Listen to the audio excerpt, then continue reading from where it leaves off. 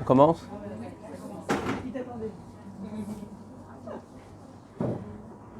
Très très bien. Erev Tov les Koulam. Je vois des visages familiers. Baruch Hashem, c'est bien. Vous n'aurez pas de mal à comprendre pour les anciennes élèves ce que je veux dire. Le titre de notre cours, comment relever le défi de l'éducation dans la société moderne. Vous n'êtes pas sans savoir que dans la société moderne, il y a beaucoup de problèmes d'éducation. Beaucoup de problèmes, à tous les âges. Quand ils sont petits, quand ils sont moyens, quand ils sont grands, quand ils sont très grands. Rares sont les cas, les familles, les mamans qui vont vous dire « Moi, tous mes enfants, Ben Porat Yosef, Béa Inara, aucun problème, ils vont tous dans le DERER, dans le TELEM. Aucun problème, ni avec les petits, ni avec les grands. » C'est très très rare, très très rare. Alors on va essayer un petit peu d'analyser. Tout d'abord en se mettant d'accord sur une définition basique de ce qu'on appelle l'éducation, parce que même ça, c'est pas forcément clair. Et ensuite, on va essayer d'analyser quelles ont été les transformations ces dernières années qui ont fait qu'effectivement, il y a des causes qui font que dans la société moderne, c'est plus difficile d'éduquer que ça ne l'était en fait à l'époque. Alors d'abord, mettons-nous d'accord sur une définition. Parce que, il y a beaucoup de bilboul, beaucoup de mevoucha.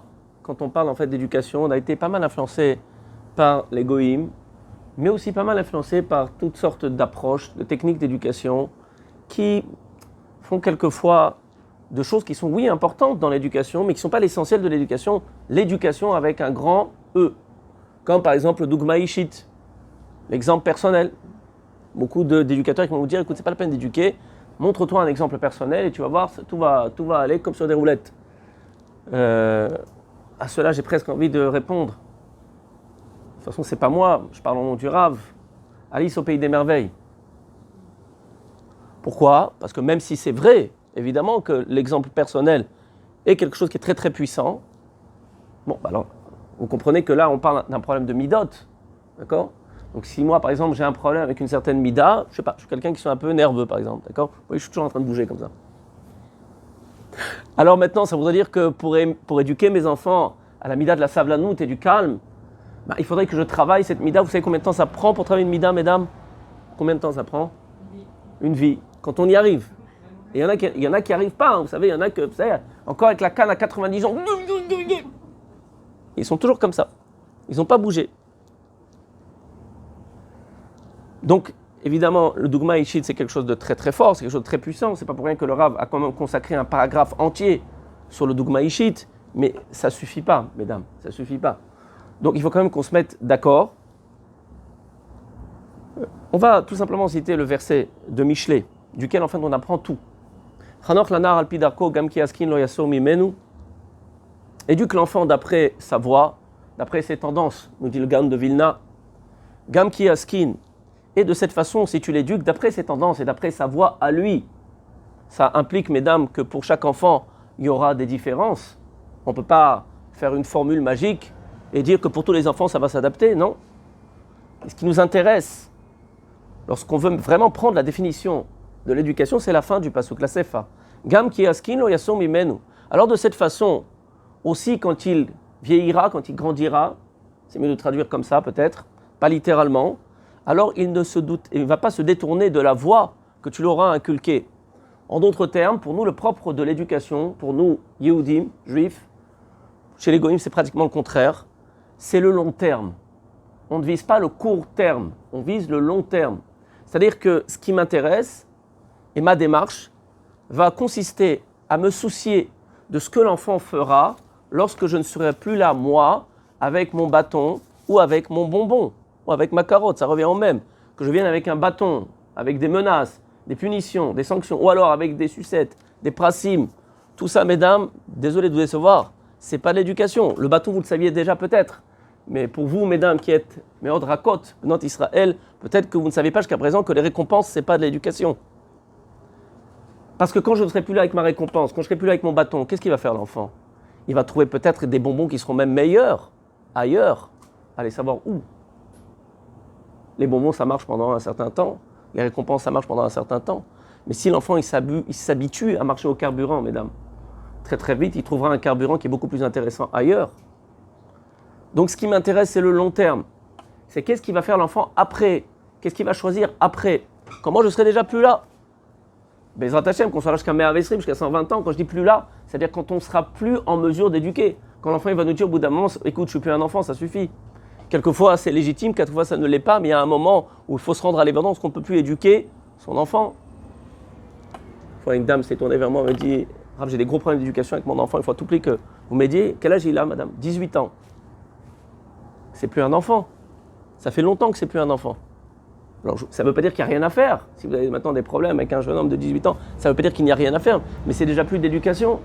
Qu'est-ce qu'il va faire? Qu'est-ce qu'il va faire ensuite? Comment je ne serai plus là? C'est ça qui m'intéresse. Et très très souvent, mesdames, ça va représenter un véritable dilemme. C'est-à-dire que très très souvent, en fait, on va se retrouver devant le dilemme du court terme ou du long terme. Ce qui m'intéresse maintenant, là, tout de suite, c'est qu'il range sa chambre, ou ce qui m'intéresse, c'est son futur. C'est qu'est-ce qu'il deviendra plus tard? Comment sera sa personnalité? Quelles seront ses forces? Quelles seront ses faiblesses? Si ponctuellement, ce qui m'intéresse maintenant, c'est qu'il range sa chambre, à court terme, je vais faire exactement le contraire de ce que je devrais faire si je me souciais réellement d'éduquer cet enfant. Pas trop m'étendre là-dessus parce que ce n'est pas vraiment le sujet, mais on va se contenter d'affiner notre définition. Vous avez déjà une direction.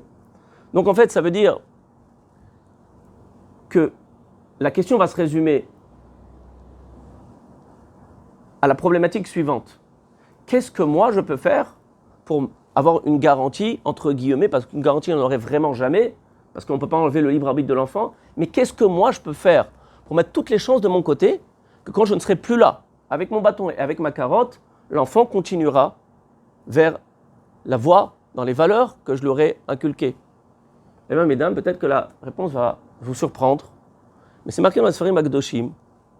Chez Teva Adam Liot Rodef Anaot, la nature de l'être humain est de courir après le plaisir et automatiquement de fuir le déplaisir.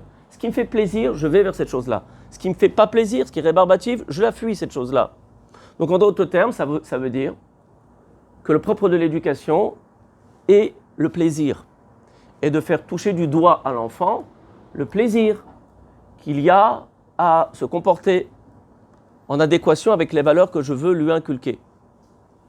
Vous vous doutez bien, mesdames et mesdemoiselles, je ne sais pas si tout le monde est marié, les Ratachem Bekarov. Mieux vaut prévenir que guérir, c'est toujours très bien d'entendre avant, plutôt qu'après vous êtes déjà dans la galère avec votre enfant. C'est une très très bonne initiative, vous avez très bien fait de venir. C'est beaucoup mieux d'être préparé avant, beaucoup mieux. Donc on était en train de dire, le plaisir, c'est pas du tout évident, mesdames, mesdemoiselles, parce que vous comprenez bien que si maintenant je veux éduquer mon enfant à quelque chose, je sais pas, par exemple maintenant, je veux l'éduquer à être Baal Chesed, à avoir du Chesed. Il y a des enfants qui naturellement, d'accord, ils donnent la moitié de leur sandwich à n'importe quel petit garçon ou petite fille qui va se présenter devant lui. Déjà au gain, vous les voyez, ils sont Baal Chesed. Et puis il y a des enfants qui ont du mal, ils ont du mal à lâcher. Bon. Ça fait partie aussi des natures, ça fait partie des mazalotes. Si vous voulez, on fera un cours aussi là-dessus sur les mazalotes pour comprendre aussi comment fonctionne chaque enfant, pour comprendre que ce qu'on va dire maintenant, c'est des généralités, c'est vrai, mais après, c'est vrai qu'il va falloir aussi savoir adapter en fonction du mazal de chaque enfant. Bezrat Hashem, à l'occasion, on fera un cours sur les mazalotes.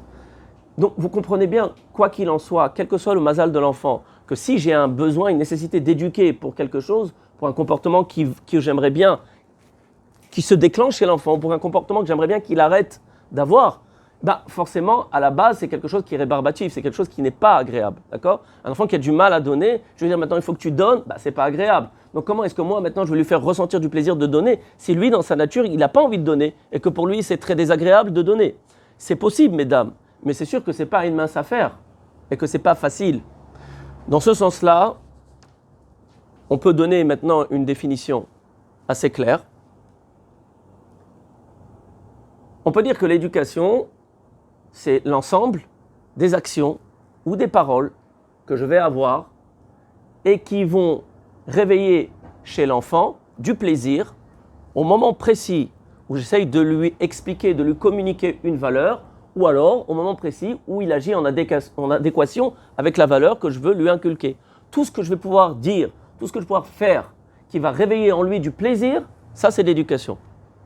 Mais attention mesdames, parce que jusque-là tout va bien que je vois déjà des sourcils froncés, est-ce que tout va bien?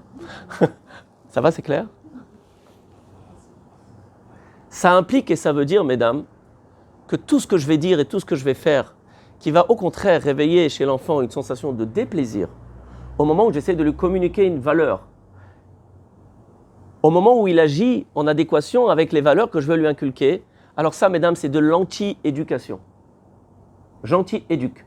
Donc vous vous rendez maintenant peut-être déjà à l'évidence, à quel point est-ce qu'on anti-éduque? Ah oui, il y en a tellement. Ouh là là. Il y en a à revendre, des exemples. Il y en a à revendre. Par exemple, vous voulez maintenant lui communiquer la valeur du kibud abahem, la valeur du respect des parents. Quand est-ce qu'on se rappelle, Birlal, de cette mitzvah? Ben, évidemment, quand l'enfant il nous parle mal. C'est comme ça qu'on parle à sa mère. C'est comme ça. Tout ce que je t'ai donné, je t'ai porté dans mon ventre, tu sais pas. Les nausées, les machins, les trucs, machin. Hein? Tu étais le pire. Le pire. 5e commandement. Respecte ton père et ta mère. Dites-moi, ça réveille du plaisir ou du déplaisir? Du déplaisir. Donc, qu'est-ce que je suis en train de faire là? Je suis en train d'anti-éduquer au kibud abahem. Je suis en train de développer chez l'enfant un rejet à cette mitzvah de kibud abahem. Dès qu'il va entendre kibud abahem, ça va lui donner peut-être lui à des nausées. Vous comprenez?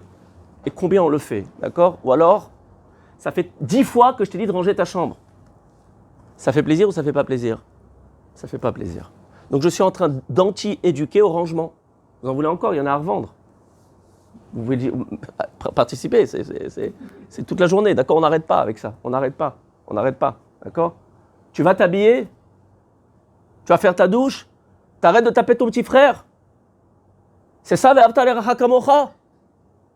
Gentil éduque à la mitzvah de ve'avta l'erecha kamocha, parce que l'enfant, automatiquement, il crée dans sa tête une association entre la mitzvah de ve'avta l'erecha kamocha et le déplaisir d'être obligé de se retenir de décalquer son petit frère, qui est venu lui prendre sa place. Il était tellement bien avant que ce petit monstre arrive. Vous le voyez comme une petite merveille, mais lui, il le voit comme un petit monstre qui lui a pris sa place. Ça va? Malasot. Donc, mesdames, si effectivement le propre de l'éducation, c'est le plaisir, et que le plaisir, il n'est pas facile à réveiller chez l'enfant, parce que quand on veut éduquer, forcément, on essaye d'éduquer vers des choses qui ne sont pas évidentes, et qui naturellement réveillent du déplaisir chez l'enfant. Il n'a pas envie de faire ça. Il n'a pas envie de ranger sa chambre. Il n'a pas envie de se retenir de frapper son petit frère ou sa petite sœur. Il n'a pas envie. Eh bien, on se retrouve ici devant un véritable problème, parce que dans la société moderne, mesdames, l'une des transformations qu'il y a eu par rapport ça fait déjà un moment, d'accord? Avant même que Internet fasse surface, de plus en plus, mesdames, il y a des plaisirs faciles. La société propose des plaisirs faciles, très faciles. Avec Internet, c'est devenu encore plus facile, parce qu'on n'a même plus besoin de sortir de la maison. Avec un petit clic, vous vous retrouvez à peu près où vous voulez. Et vous le comprenez bien, mesdames, on a très peur de tout ça, on a très peur de toutes ces influences. Avant, on avait peur des influences de la rue, maintenant on n'a plus besoin de la rue pour avoir des influences. L'influence, elle rentre à la maison par Internet. Est-ce qu'on peut arrêter? Est-ce qu'on ne peut pas arrêter? Est-ce qu'on peut stopper? Est-ce qu'on peut gérer? Est-ce qu'on peut mettre des filtres? On ne sait plus trop. C'est un tsunami. Mais c'est une réalité et elle est bien là. Donc ça veut dire que quoi? Ça veut dire que j'ai en face de moi un rival qui s'appelle la rue, qui s'appelle la société, qui a pour instrument Internet qui est hyper puissant, d'accord? Qui va proposer à l'enfant des plaisirs faciles, et bien évidemment, vous l'avez bien compris, qui vont aller complètement à l'encontre de mes valeurs. Moi, je veux lui inculquer des choses, et puis là, on lui montre des choses qui n'ont rien à voir avec ce que moi je veux inculquer, dans le meilleur des cas. Et dans le pire des cas, c'est exactement le contraire. C'est déjà en cela qu'on se retrouve devant un véritable défi, mesdames, dans la société moderne pour éduquer. C'est déjà pas simple de rêver du plaisir, mais quand vous avez un rival contre vous comme Internet, comme la rue, comme tout ce que peut proposer en fait la société moderne de plaisir facile et destructeur, vous l'avez bien compris, ça peut être l'addiction au jeu, ça peut être des tas de choses, d'accord? Il y a des tas de gens qui sont devenus vraiment malades à cause d'Internet, d'accord? Il y a des... moi, je ne sais pas trop parce que le mien est hyper filtré, d'accord? Mais il paraît que vous pouvez tout trouver, absolument tout, d'accord? Toutes les tentations possibles et imaginables se trouvent sur Internet. Donc, mesdames, comment on va faire? Je vous ai posé le problème, je vois tous ma mâche avec une tête de Tisha B'Av. On va trouver une solution. Je pars pas tant qu'on n'a pas trouvé une solution, d'accord? Ça risque de prendre du temps. A priori, on aurait presque tendance à se dire game over. J'ai aucune chance. On n'a aucune chance. On a un rival, on a un ennemi qui est beaucoup trop puissant. Qu'est-ce qu'on va pouvoir faire? Est-ce qu'il y a un démultiplicateur de plaisir? Je ne sais pas. Est-ce que vous connaissez quelque chose, un petit cachet qu'on donne à l'enfant, on lui donne le cachet? Ah, maintenant j'ai du kiff. Je sais pas. Big problème. Bien évidemment, ne vous inquiétez pas, on va répondre. On va essayer de répondre, Bezrat Hashem. Autre aspect du problème et du défi de l'éducation dans la société moderne, mesdames, là c'est plus vraiment lié, si vous voulez, à la société elle-même, mais au prat, c'est-à-dire à l'enfant lui-même, qui fait aussi partie donc, de la société. C'est-à-dire c'est une nouvelle épreuve qu'on n'avait pas forcément à l'époque. C'est ce qui a marqué dans la Gemara, traité Sota, page 49b. C'est marqué que Be'igvete de Meshiché, lorsqu'on arrivera dans les talons des générations du Mashiach, Chutzpah Isge, le culot va atteindre son apogée. Eh oui, sûrement, je vois tous les tas qui... Oui, effectivement, d'accord? C'est pas notre propre enfant chez nous à la maison, d'accord? Qui nous parle mal, 5e commandement.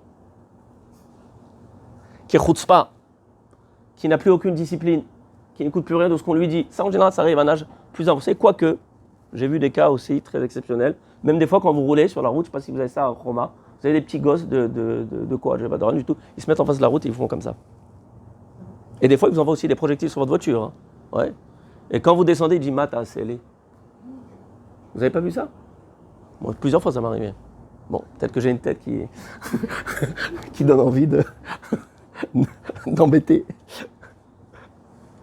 Chutzpah Isge, mesdames. Si vous n'en avez pas rendu compte, pour moi, c'est très très clair. Le Chutzpah, il a atteint son apogée. Alors c'est encourageant parce que ça veut dire qu'on est très proche de l'arrivée du Mashiach, mais c'est une épreuve. Comment est-ce qu'on va faire pour gérer ce nouveau problème? Les enfants de l'époque, quand le papa il faisait les gros yeux, tout de suite le gosse, il écoute, au doigt et à l'œil. Aujourd'hui, quels gros yeux? Baba. Tu cries, tu hurles, tu menaces. Au début, ça marche un peu, et puis après, ça marche plus du tout. Les enfants, ils ne nous écoutent absolument plus. C'est un deuxième aspect du problème qui rend le défi encore plus compliqué. Beaucoup de parents se plaignent de ça. Mon enfant n'a aucune discipline. Alors, on va plutôt parler du problème de la discipline, parce que vous comprenez bien, le chutzpah, c'est un problème qui doit être géré par la discipline. On va plutôt parler de la discipline, mais je ne veux pas quand même vous laisser comme ça en l'air. En ce qui concerne la première question quand même qu'on a posée, à savoir comment faire face à la société qui propose des plaisirs, des tentations qui sont terribles, avec un plaisir qui est tellement facile, comment nous est-ce qu'on pourra rivaliser à cela? Alors un démultiplicateur de plaisir, je n'en ai pas encore trouvé. Si vous en avez un, faites-m'en part. Mais en revanche, un vaccin, on a trouvé. Un vaccin contre les tentations de la rue. Et pour vous dévoiler quel est ce vaccin, on ne va pas trop développer là-dessus, mais on va plutôt revenir en fait sur le problème de la discipline. Et la prochaine fois, Bezrat Hashem, on parlera plus en détail de ce vaccin. Je vais vous lire, pour celles qui ont le livre, tome 2, page 34.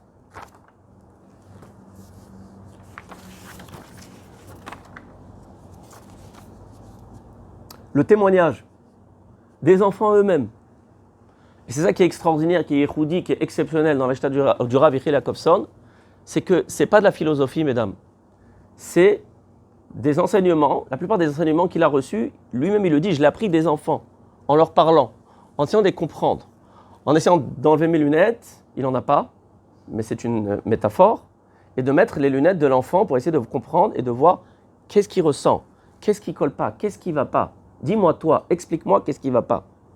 Et c'est de là en fait que Sachita, elle a pris cette dimension tellement réelle, tellement réaliste, et pas philosophique. Vous voyez, des belles idées de Chinour, on en entend plein Ah ouais, c'est beau ça. Quand toi, tu seras quelqu'un de super, ton enfant aussi, ça super. Des idées comme ça, un petit peu très, vous savez, un peu potion magique comme ça. Si tu fais bling, voilà, ton enfant, il va être super, d'accord?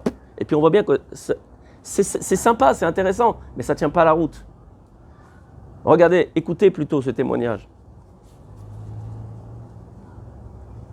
Païl Chinour Yadoua, Itzik Bifnek Vutsat Noshrim, et Ashela Aba'a. Un éducateur connu, devinez qui c'est. Itzik Bifnek Vutsat Noshrim a posé devant un groupe de Noshrim. Noshrim, c'est des enfants qui sont partis à l'ouest. Que ce soit pour les personnes qui sont dans le monde de la Torah, ça veut dire qu'ils ont quitté le monde de la Torah. C'est pas encore ça qui est si grave. Bien que c'est quand même assez grave. C'est qu'ils sont allés beaucoup plus loin, ces enfants. D'accord? Ils font des bêtises, ils font des ch'touillottes. Vous les retrouvez au poste de police. Ça ne s'arrête pas là. Des enfants qui sont partis en live, comme on dit. Et alors, le Rav se retrouve en fait devant ce groupe d'enfants et leur pose la question. Atem et Taharim, vous définissez, vous décrivez, mais Torah meshachnaat meod, de façon très convaincante, et à koshi shelachem, votre difficulté, leishtacher, de vous libérer, mais achizato a olefet shel harechov, de l'emprise poignante de la rue, que ce soit la rue ou que ce soit Internet, c'est du pareil au même, vous comprenez? De toutes ces tentations en fait qui vont faire n'importe quoi et qui vous ont fait perdre la boule. Ashela matrida, la question qui me préoccupe et qui me harcèle, beikvod dakechemhi. Après ce que j'ai entendu de vous, donc on parle maintenant d'une véritable addiction, mesdames. C'est comme une drogue, la rue, et tout ce que ça peut procurer. Internet, c'est d'une drogue. Ma'yechol haorel asot, dites-moi, vous, qui êtes concernés par le problème, qu'est-ce que les parents ils peuvent faire qu'aider la azor libno, pour aider leur enfant, les idgaber à l'akshaïm haelu, pour ne pouvoir surmonter ce problème, pour pouvoir résister à ces tentations. Qu'est-ce que moi je peux faire, dis-moi? Pour que ce qui vous arrive à vous, ça ne m'arrivera pas chez moi à la maison. Qu'est-ce que répond le gosse? Jeune homme, c'est déjà plus un gosse. Chad vechalak. Etzlecha ze lo ikre. Chez toi, t'inquiète pas, ça n'arrivera jamais. Ah bon? C'est quoi la recette magique? Igi vechad aneharim. A réagi un des adolescents. Madoua tasoverkar. Pourquoi est-ce que tu penses comme ça, que chez moi ça n'arrivera jamais? Baruch Hashem, bonne nouvelle. Kanimakirotra était, parce que je te connais bien. Veyodea echata mitnaeg miyaldecha. Et je sais comment tu te comportes avec tes enfants. Ataoev meod et ayeladim shelcha. Tu les aimes beaucoup, tes enfants. Bon, ok, vous allez me dire, et nous on ne les aime pas? Bien sûr que vous les aimez. La question, est-ce qu'ils le sentent? Mechabek otam, tu les enlaces. Menachek otam, tu les embrasses. Vafilou shatakazé rav, et même que tu es un rav, vous avez compris de qui on parle. Atalomit bayesh lesachek itam, t'as pas honte de jouer avec eux. Vous imaginez le rav avec une grande barbe blanche, il se met à quatre pattes, il joue aux petites voitures. Pas de problème, il n'a pas honte. Kol pam shaiti etzlecha babayt, à chaque fois que j'étais chez toi à la maison, vous l'avez compris, les a invités déjà plus d'une fois à la maison, pour les épauler, pour les soutenir. Haïti meod mekane, bayeladim shelcha, j'étais très jaloux de tes enfants. Honnête le gosse. En général, ce genre de gosse qui part complètement à l'ouest, c'est des gosses qui sont très honnêtes, qui sont très authentiques. C'est des grandes neshamot, mesdames. C'est ça le plus grand plaisir au monde. Vous entendez? On était en train de se poser la question tout à l'heure, mais comment nous on va contrebalancer les plaisirs, les tentations de la rue, d'Internet? Pas besoin de chercher midi à 14h. Mishechai bebakazé, un enfant qui vit dans une maison comme ça. Écoutez bien, ne croyez pas qu'ils sont bêtes les gosses. Ils savent très bien que c'est des ordures. Un gosse qui vit dans une maison pareille, il n'a pas besoin des ordures de la rue ou d'Internet. On peut interchanger, mesdames, ça revient au même. Nous qui sommes dans la rue ou plongés dans la folie d'Internet, en réalité, on cherche quelque chose à la place. Aval abimkom, mais ce à la place. Avpa'am lo shaveh yoter mais original ne sera jamais aussi bon que l'original, que le vrai. Amechaner pana ela acherim. L'éducateur, le Rav, se tourne vers les autres. C'est la première fois qu'il entend ça, vous comprenez? Pour qu'il puisse l'écrire dans le livre. Gamatem askimim dvarav. Peut-être que c'est un cas exceptionnel, mesdames. Peut-être que ce gosse, c'est un gosse qui a manqué d'amour, d'affection, ou qui l'a pas senti de ses parents, parce que je ne crois pas qu'il y a des parents qui n'aiment pas leur enfant, ça n'existe pas. À moins qu'ils ne s'aiment pas eux-mêmes. En tout cas, quoi qu'il arrive, ils les aimeront toujours de tout leur cœur, même s'ils ont un tout petit cœur. Parce qu'eux-mêmes, ils ont des problèmes. C'est ça. Alors, ils se tournent vers les autres. Vous aussi, vous pensez comme lui? Aïm gamatem svurim. Est-ce que vous aussi, vous pensez sheniflatetem mina misgeret, que vous avez été rejeté des institutions normales, des écoles normales? Mishum shelo irgashtem sheoavim etrem babait, parce que vous n'avez pas senti que vous étiez aimé à la maison. Je dis bien pas senti, mesdames, attention. Il y a une nuance entre aimer et savoir faire ressentir son amour à son enfant. Ata din midai lui répond à un autre, tu es trop nuancé dans tes paroles. Igivnar sheni. Zelon nachon, c'est faux de dire shelo irgashnu shelo avim otanu, qu'on ne s'est pas senti aimé. Anachnu irgashnu beferush sonim otanu. On a senti de façon très claire qu'on nous haïssait. Mesdames, ça vous semble extrême ce que vous lisez ici, ce que je lis ici, excusez-moi. Mais croyez-moi, c'est pas si loin que ça. À partir du moment où l'essentiel de notre relationnel avec les enfants, c'est sous tension, sous stress. À chaque fois que je viens pour lui parler, parce que je n'ai jamais le temps de lui parler, c'est pour lui dire de ranger sa chambre pour la 10e fois. Et à la 11e fois, j'explose de colère. Eh bien, mesdames, oui, l'enfant, il se sent haï. Bien que vous ne le haïssez pas du tout, vous l'aimez, mais vous êtes fatigué. Et vous en avez marre de lui répéter 10 fois de ranger sa chambre. Vous en avez marre de lui dire 100 fois de ne pas jeter ses chaussures dans le salon quand il rentre de l'école. Mais l'ennui, c'est que c'est à peu près tout ça, la communication qu'entre vous et l'enfant, c'est ça qu'on ne se rend pas compte. Parce qu'on est tout le temps en train de courir, on n'a jamais le temps. Alors oui, l'enfant, il se sent haï. Kashili lekabel et zot. Le Rav dit, écoutez, là j'ai du mal à accepter ce que vous dites. Anechol avin, je peux comprendre, chez Eshna Morim, qu'il y a des parents, chez Aina Matzlichim Levate et Ta'avatam, qui ont du mal à exprimer leurs sentiments et leur amour. C'est juste, c'est vrai. Si vous vous sentez concerné, mesdames, sachez que c'est parce que vous-même, vous n'avez probablement pas reçu assez d'amour, ou enfin, tout au moins, on ne l'a pas assez démontré. En général, c'est des reproductions de schémas comportementaux, et pour cela, il faut faire un travail personnel. Aval kashili lekabel et tateana, mais j'ai du mal à entendre ce que vous dites. Shorechem encham oavim que vos parents ne vous ont pas aimé, c'est pas possible. Atalo chai baolamazé, peu importe ce qui est vrai ou ce qui est faux, mesdames. Ce qui est important, c'est ce qui ressent l'enfant, souvenez-vous. Même si c'est faux, même si ses parents l'ont beaucoup aimé, mais ils avaient du mal à l'exprimer. Ce qui est important, c'est ce qu'il ressent lui. Parce qu'au final, c'est ça qui va l'influencer à agir, comme ci ou comme ça. Il répond, Atalo chai baolamazé, tu vis pas dans ce monde. Atapashut tamim. C'est marrant, un petit gosse qui vient dire au Rav atatamim. Tu es naïf, il lui dit. Atapashut lo makir et taouvdot. Tu connais pas les faits. Et Shiv, ala bimrirut, a répondu avec amertume. Umada atra, et qu'est-ce que tu en penses? Panamechamer al shlishi, s'est tourné vers un troisième. Peut-être que la version sera différente. Otizelo me'anien. Quand il parle. Bon, on va dire, ok, je vous traduis directement. Moi, ça ne m'intéresse pas toute cette philosophie. Igivala Bekas Atsur a répondu encore un, avec une colère retenue. Mazemeshane Bichlal, qu'est-ce que ça change? Marpatli, qu'est-ce que ça peut me faire?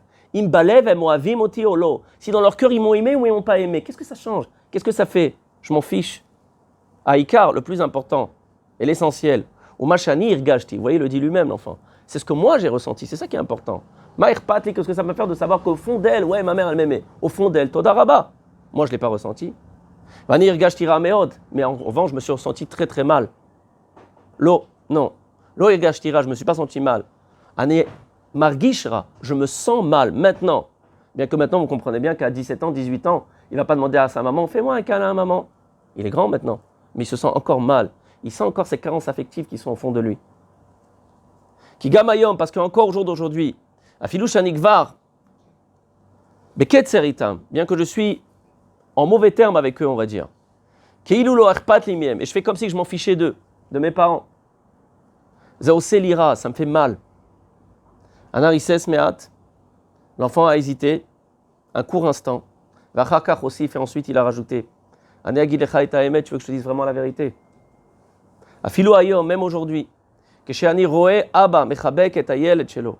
Quand je vois un papa qui enlace son enfant, olot lidmaot, j'ai des larmes qui montent à mes yeux. Baenaim. Ces gosses, quand vous les voyez, ça a l'air d'être des durs. Mais au fond d'eux, ils souffrent. Ani Khoshev, chez Edvar Omer Akol, et je crois que ça veut déjà tout dire. Pas besoin d'en rajouter. Voilà, mesdames, je crois que ce devoir, il est assez clair. Le développement, c'est-à-dire comment faire pour apprendre à démontrer notre amour et notre affection, mais on en parlera. Ce sera le sujet de la prochaine conférence. Mais aujourd'hui, déjà, on peut avoir une réponse à notre première question. Quoi faire face aux tentations qui font tellement peur de la rue, d'Internet, qui amènent des jeunes personnes, la Avadon, dans le théum, dans le fossé, apprendre à donner de l'amour et de l'affection. Parce qu'en réalité, les enfants, ils ne sont pas idiots. Ils savent très bien que c'est des ch'touillottes, ils savent très bien que c'est pas bon, que c'est nocif, toutes ces choses-là. Mais ils sont comme des êtres qui sont en manque de quelque chose, ils cherchent quelque chose. Il y a un rapport de cause à effet qui est très très clair, mesdames, entre les tentations et entre la sensation d'être aimé, l'amour et l'affection. Il y a encore des gmarot qui le montrent et qui le démontrent. Jusque-là, est-ce que vous avez des questions? Parce que on va maintenant plutôt parler du problème de la discipline. J'essaye de toucher, on va essayer de toucher, Bezrat Hashem, les 3 piliers de l'éducation à travers ces conférences, ces 2 conférences, à savoir les démonstrations d'amour et d'affection qui sont la base de tout, la base de l'éducation. S'il n'y a pas de démonstration d'amour et d'affection, je dis bien démonstration, pas amour et affection. Je ne suis pas venu maintenant vous dire aimez vos enfants, vous les aimez, c'est normal, c'est évident, vous les aimerez, Bezrat Hashem. C'est naturel, surtout pour une femme qui a souffert pour les mettre au monde, automatiquement elle les aime. C'est automatique. Après, les relationnels, ils peuvent faire qu'au bout d'un moment, on ne peut plus les voir, d'accord? Parce qu'ils m'énervent, d'accord? Ils m'énervent. Ok, Besséder. Mais au fond de nous, on les aime, c'est sûr et certain, d'accord? Mais est-ce que je sais le démontrer? Est-ce que je sais maintenant passer outre? Excusez-moi, ça veut dire que si un enfant le voit En live. Il fait d'énormes bêtises, plus la bêtise est grande, plus ça veut dire que la démonstration a été très faible ou zéro. Regardez, pourquoi le voir comme ça? Moi, je préfère le voir différemment. Moi, je préfère vous dire, plutôt que vous culpabiliser, je préfère vous dire, plus l'enfant fait des bêtises terribles, plus c'est un appel au secours. Maman, j'ai besoin que tu me montres combien tu m'aimes. Sans aller dans le passé. C'est pas la peine de ressasser le passé, de se dire, oh là là, qu'est-ce que j'ai fait, machin truc. Même mes démonstrations, elles étaient zéro. C'est pas la peine de se juger, ni de se culpabiliser, mais simplement de se dire, allez, maintenant on ouvre une nouvelle page, maintenant on arrive, on essaie de changer nos lunettes, on essaie de comprendre maintenant pourquoi l'enfant il fait ça. C'est pas parce que c'est un sale gosse, c'est pas parce qu'il a des mauvaises tendances, c'est pas parce qu'il a des mauvaises fréquentations, parce que les mauvaises fréquentations ne sont qu'une conséquence, vous comprenez? Il a un besoin de reconnaissance, il a un besoin d'amour. J'ai répondu à votre question? Ça va? Donc plutôt se dire, allez, maintenant essayons de réagir en adéquation avec ce que l'enfant il ressent vraiment. Et pas réagir avec mes nerfs, avec mon stress, mais il faut à tout prix faire quelque chose. Il faut le boucler, je ne sais pas, il faut le punir, il faut le machin. Mais il va ressentir que tu le haïs encore plus. Vous n'avez fait que repousser le problème de quelques années. Aujourd'hui, vous pouvez encore le boucler. À 18 ans, il va appeler la police. Séquestration arbitraire. Qu'est-ce que vous pouvez faire? Et en attendant, pendant tous ces temps, vous avez réussi à le boucler. Il s'est renforcé dans cette idée que vous le haïssez. Vous êtes en conflit permanent avec lui. Faites exactement le contraire de ce qu'il faut faire. Vous voyez? Donc on ouvre une nouvelle page. On prend une bonne respiration. À chaque fois que l'enfant il m'énerve, je prends un bon verre d'eau. Je parle en connaissance de cause, mesdames et mesdemoiselles. Tous mes enfants ne sont pas forcément dans le derrière. On peut parler avec lui. Hein? Les gars, ouais, il faut parler avec lui. Il faut parler, il faut l'embrasser, il faut l'enlacer. Si je vous montre maintenant les WhatsApp que j'ai envoyés à mon fils aujourd'hui, et les cœurs, et Chaim Sheli. Et vous allez me dire qu'est-ce qu'il est là? Il a 7 ans? Non, il a 19 ans. Et ma shlamcha, vema taose, vefoata, veabawe votra. Tant qu'il ne me dira pas, tu me saoules, arrête, je continue. Hein. Je n'arrêterai pas. J'ai une autre question. Oui, Par rapport j'ai vu que vous avez levé la main. qui refusent les démonstrations. Oui. Il y a des enfants, enfin en tout cas moi j'en ai un comme ça. Quel âge? Petit, maintenant il a 10 ans, et depuis qu'il est petit, il fait sa vie. Il n'aime pas qu'on le touche, donc déjà tout ce qui est câlin, tout ça c'est impossible. Il n'aime pas spécialement nous parler. Il fait ce qu'il veut, bon alors c'est bien parce qu'il fait sa vie. Quel mazal?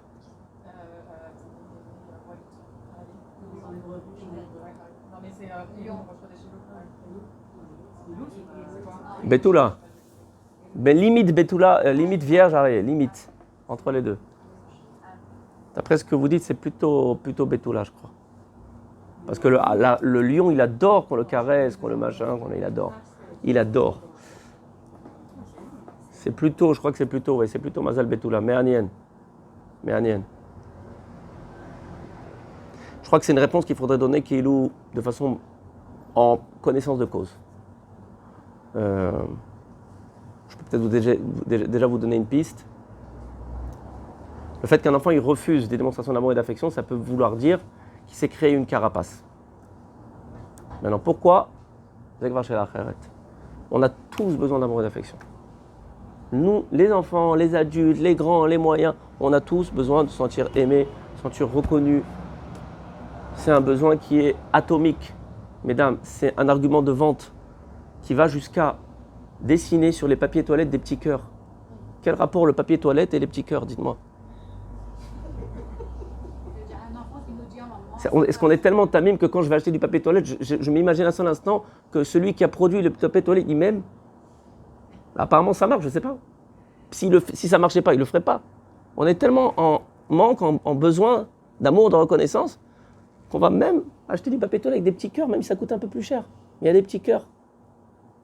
Oh. Vous avez dit aussi que des fois au début, quand commence la nuit, la nuit quand il dort, ça c'est une élève qui a de la mémoire.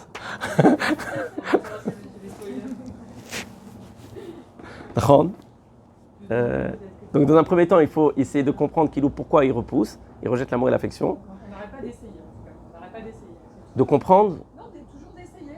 C'est bien. C'est bien, mais c'est là. Vous pouvez le faire verbalement, faire ça. Et deuxième réponse, Baruch Hashem. C'est bien qu'il y ait des élèves qui me rappellent les techniques. C'est de démontrer cet amour et cette affection quand il dort. Mais il dort, il ne s'en rend pas compte s'il s'en rend compte.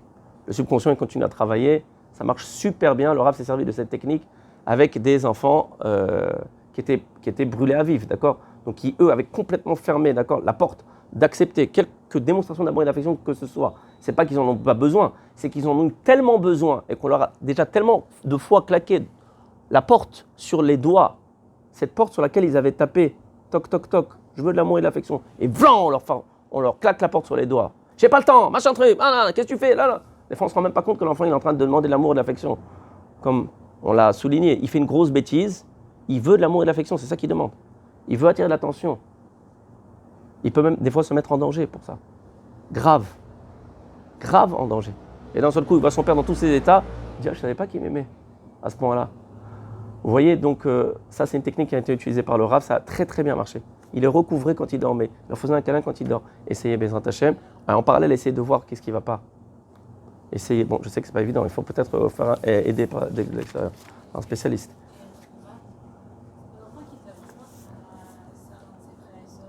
Excusez-moi. Ouh là là. Laissez-moi deviner, attendez. Je vais me concentrer. Vous savez que j'ai roi HaKodesh. C'est pas le Bechor? Oh là là. Vous avez vu, j'ai pas perdu. Hein. J'ai le roi HaKodesh. Aïe, aïe, aïe, aïe, aïe. Comment je vais vous répondre rapidement? Je vais essayer de répondre rapidement. Vous travaillez dans une entreprise. Disons. C'est juste une parabole. Vous travaillez dans une entreprise. Vous avez fini vos études. Mazal Tov. Et vous commencez à travailler dans une entreprise. Vous devenez, en un mois, le top du top. On ne jure que par vous. Comment vous vous appelez? Elena Sans vous, je crois que l'entreprise aurait fait faillite depuis longtemps. Le directeur, il vient, il vous donne des augmentations. Il vous valorise devant les autres employés. Regardez, prenez exemple sur Elena. Elle est extraordinaire. C'est une battante. Elle a remonté l'entreprise. On était sur le point de faire faillite. Elle est merveilleuse. Elle est fantastique. Tout le monde vous fait des courbettes. Tout le monde vous reconnaît. Tout le monde vous aime. Oh, mais c'est le paradis. Et puis un beau jour, il y a une petite, pas Elena, Shoshana. Le patron vient vous voir et vous dit, Elena, on a embauché une nouvelle employée. Elle s'appelle Shoshana. Regardez comme elle est mignonne. Elle va prendre votre place. Ah bon? Bon, vous me virez? Non. Vous restez. Mais on va vous lui donner la moitié de votre salaire, voire les 3/4. D'accord? Et puis, d'un seul coup, plus personne ne vous regarde. Il n'y en a plus que pour Shoshana. Et on vous dit, regardez comme elle est mignonne. Faites-lui un câlin. Qu'est-ce que vous avez envie de lui faire? Vous avez envie de l'étrangler. Et je vous comprends. Moi aussi, j'aurais envie de l'étrangler. Vous avez envie de l'étrangler, Pachout. Et vous direz, regarde, mais mignon. Et dès que vous dites quelque chose, ah, c'est pas bien d'être jaloux. C'est pas beau. C'est marqué dans la Torah, l'otachmod. 7e commandement.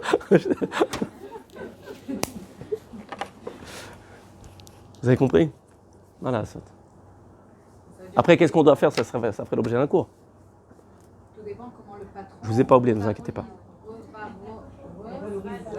Revalorise, oulala, mais prenez en compte que c'est compliqué. C'est compliqué, c'est pas simple. Et des crises, il y en aura, et des coups, il y en aura. Et il faut bien qu'il s'exprime, cet enfant. Alors, maintenant, je ne vous dis pas maintenant de prendre le deuxième non plus, de le mettre en punching ball et dire vas-y, défoule-toi. D'accord? Moi, en tant que papa, en tant que maman, vous êtes obligé de veiller à la sécurité de vos enfants. C'est normal, d'accord? Et vous ne pouvez pas maintenant laisser l'autre se faire tabasser.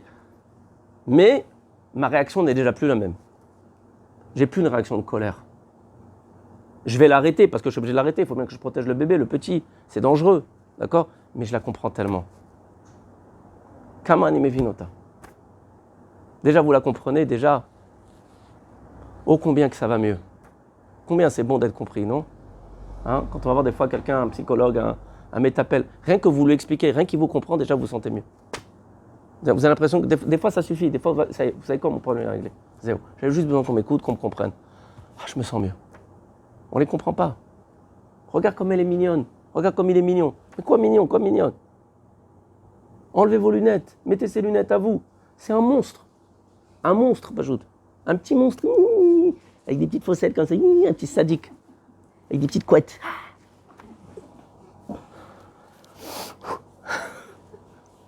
Ça va? J'ai pu répondre à votre question. Madame?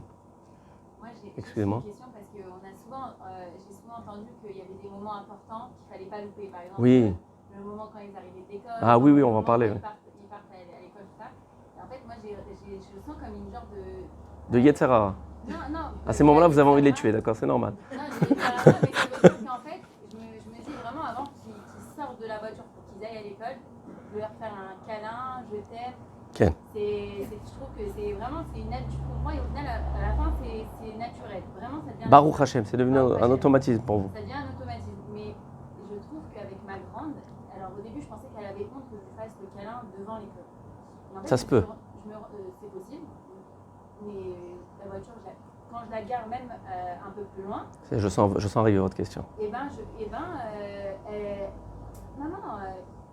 j'ai ce genre de geste-là qui me Ouais. dit mais mince, pourquoi Pourquoi vous dites? Pourquoi? Je vais vous dire pourquoi. Parce qu'en fait, Elle repousse. Alors que c'est marqué dans les livres. C'est marqué, regarde, c'est page 2. On va en parler de ça. Je vais vous expliquer le problème. Non, c'est pas forcer l'histoire, je vais vous expliquer le problème. Peut-être je vais vous donner une réponse en prenant un exemple de Schlombait. Allez, c'est parti. Quand vous arrivez maintenant vendredi soir et que la table de Shabbat elle est dressée, vous êtes tué pour faire 36 salades, comme c'est la coutume chez les Marocains. Aussi les Tunisiens, ils aiment bien les salades. Mais les Marocains, c'est fanatique. Vous connaissez, vous savez. Si vous avez une table avec trois pieds et vous demandez à un Marocain qu'est-ce qui manque, il vous répond salatine. Alors, vous êtes à la table de Shabbat, votre mari vous dit, oh chérie, comme c'est bon, comme elles sont belles les salades, bon, ça fait plaisir. Mais si votre mari, 2-3 jours après Shabbat, il vous dit, qu'est-ce que c'était bon la salade de trucs que tu as fait, machin truc, vous comprenez que c'est pas pareil? Pourquoi c'est pas pareil? Mais rien. Sur le moment, on sait que c'est bon. Et vous dites, bon, bien sûr qu'il va le dire, d'accord? Il a été au cours de Shlambaï, d'accord? Le Rav il a dit, si tu dis pas, tu vas prendre un coup de casserole sur la tête, d'accord? Si le dit 3 jours après, on a l'impression que c'est beaucoup plus vrai. Oh, voilà. Non, C'est ça. Ça a mariné. Eh bien, c'est pareil, vous avez compris. Ça, la salade, elle a mariné, elle a truc. Ça, vous avez compris? Voilà, c'est ça. C'est automatique, on va lui faire en sorte qu'on a Comme ça, Voilà, vous avez compris? Voilà, vous avez compris le parallèle? Il faut changer un peu. Voilà, il faut changer de truc. Il faut faire des trucs un peu inattendus, vous voyez? Pitam, d'un seul coup, vous lui envoyez un truc. Ouais, je crois que c'est pour ça qu'on a créé un WhatsApp. Et comment ils font Avec les tous les- parents qui ont, par exemple, un lit superposé très haut pour les enfants? Comment ils font, par exemple, votre astuce là, de caresser la joue de l'enfant Écoutez, ça vaut le coup, si on parle d'un enfant qui vraiment repousse l'amour et l'affection et que vous voyez que c'est vraiment problématique, ça vaut le coup de les changer de lit.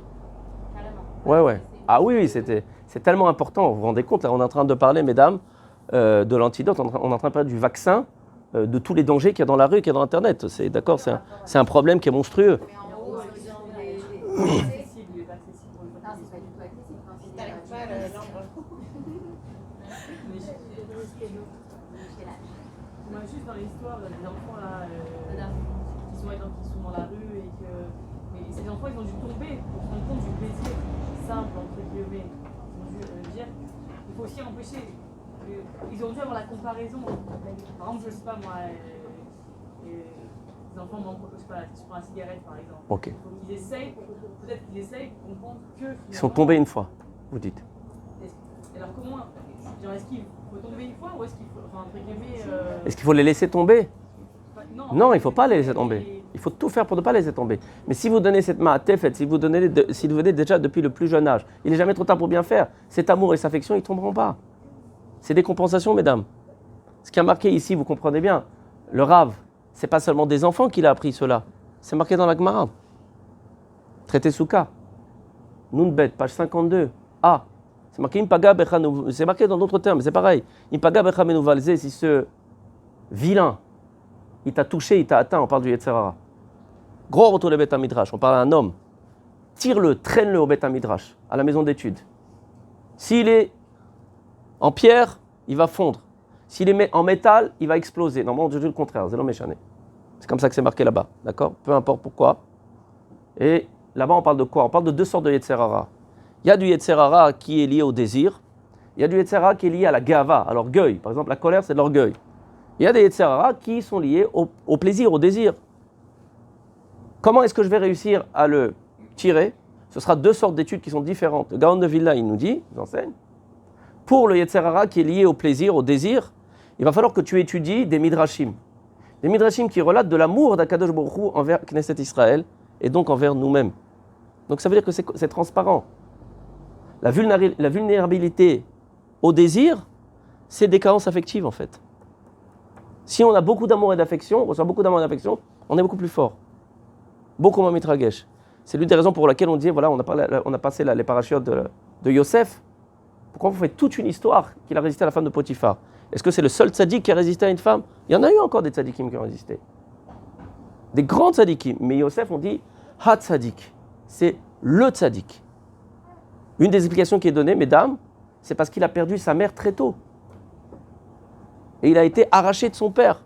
Donc chez lui, la carence affective, elle était terrible.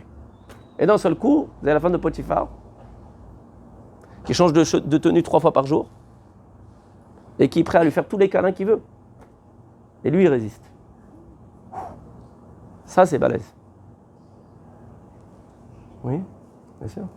Je sais que rien n'est jamais irréversible, hein, mais on va dire qu'à partir de quel âge, si l'enfant n'a pas reçu, il a reçu mais pas assez d'amour et d'affection et qu'il le montre, à partir de quel âge il va falloir encore plus redoubler d'efforts pour, entre guillemets, rattraper ce qui n'a pas été donné. Je vais vous dire, le Rav le dit, je vais vous le dire par cœur, il le dit, je vais vous dire, les seules maisons où j'ai vu que les parents ont fini par réussir à rattraper le coup, comme vous dites, c'était que grâce aux démonstrations d'amour et d'affection.